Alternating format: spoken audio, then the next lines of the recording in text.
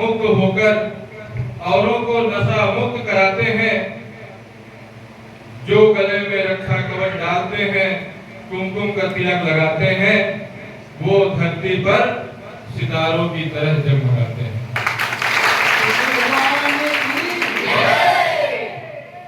मेरे भगवती मानव कल्याण संगठन के सभी गुरु भाई बहन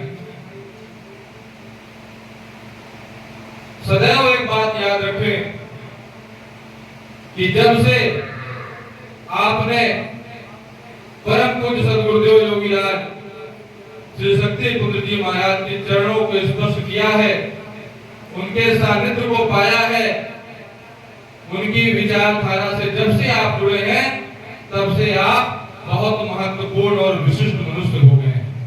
आप साधारण नहीं रह गए। इसीलिए अपने इस असाधारणत्व को, अपनी इस विशिष्टता को याद रखते हुए अपने जीवन को जन कल्याण की दिशा में लगाने की जरूरत है। बहुत सारी खूबियों को लेकर हम घर में नहीं बैठ सकते। आप जहां भी जाएंगे तो आप पर एक ऋषि की ऐसी कृपा है कि आप अलग से दिखेंगे। आप जहां भी जाएंगे, आप जहां भी बैठेंगे, आप अपना प्रभाव छोड़कर आएंगे। इसलिए सदैव ही परम पूज्य गुरुवर ने जो साधना क्रम दिए हैं, आपको विचारधारा दी है, उससे अपने आप को आबद्ध करके रखो। अगर नहीं रखोगे तो यह महान अवसर कि परम पूज्य गुरुवर से जुड़ करके भी आप कुछ प्राप्त नहीं कर पाओगे। जिसे आज जिस पर चल करके हम सुख शांति को प्राप्त होते हैं। आप गांव के लोग हैं, आप जानते हैं कि गांव का भी देवता होता है, ग्राम में देवता होते हैं। हमारे गांव में कोई पेड़ है, वही भी एक देवता है। कोई तालाब है, उसमें भी हम देवता मानते हैं।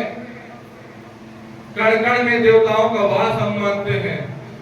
तो हमें, यदि हम उस रास्ता को भूलते जा रहे हैं तो अच्छे से हमें फिर से पकड़ने की जरूरत है। वही रास्ता आपको परम पूज्य गुरुवर दे रहे हैं। अगर आप सनातन धर्म, हिंदू धर्म के व्यक्ति हैं तो आपको गौ माता को, गौवंश को महत्व देना पड़ेगा। क्यों? भले आज पैकेट का दूध मिलता है, भले आज बाजार आपको कहता है कि दही भी हम दे देंगे, घी भी हम दे देंगे, लेकिन आप अखबार और टीवी देखते होंगे तो आपको पता चलता होगा कि चाहे बाजार में दूध मिल रहा हो, दही मिल रही हो, घी मिल रहा हो, कोई भी दूध से बना हुआ व्यंजन मिल रहा हो, लेकिन 80% 90% उसमें जहर मिला होता है। मिलावट का सामान आपको मिल रहा होता है। आप बाजार से लेके दूध दही खा रहे हैं तो आप अपने शरीर को विषाक्त कर रहे हैं, कैंसर की संभावना को बढ़ा रहे हैं। हमारे पूर्वज बेवकूफ नहीं थे जो घर में गाय बैल को पालते थे, खेती बाड़ी करते थे। एक गाय को पालने से दूध दही समेत न जाने कितनी चीजें मिलती थी। हमें गौ माता को महत्व देना होगा, क्योंकि हमारे पूर्वजों के जीवन जीने का एक सशक्त आधार गौ माता होती थी। उनके दूध दही के पोषण से उनका शरीर चलता था। उन पुरखों की आत्मा को अगर हम शांति देना चाहते हैं तो अपने जिले में ऐसा प्रयास करें कि हमारे जिले में कहीं पर भी सड़क में गौ माता सहाय बनकर के न घूम सके।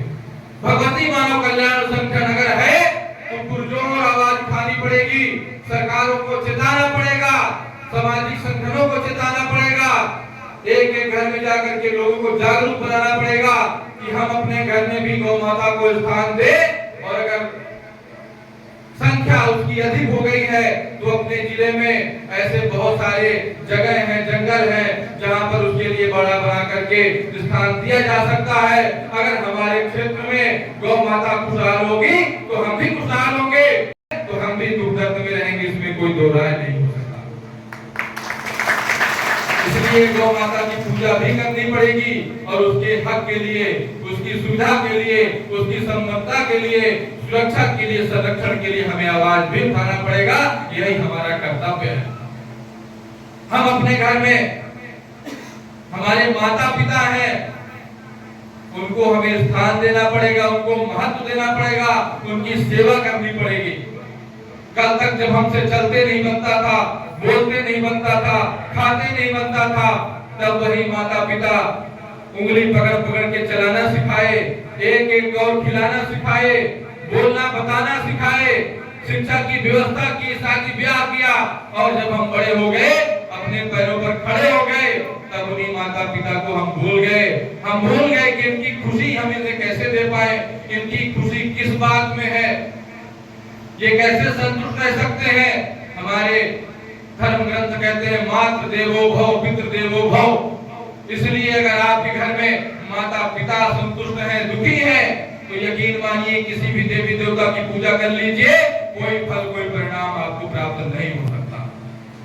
इसलिए सबसे पहले अपने घर में अपने माता पिता को ध्यान दीजिए, उनकी सेवा करिए, और उनकी सेवा करने के लिए ज्यादा कुछ नहीं, छोटी छोटी बातों में ध्यान रखिए कि उनकी खुशी किस बात पर निर्धारित होती है।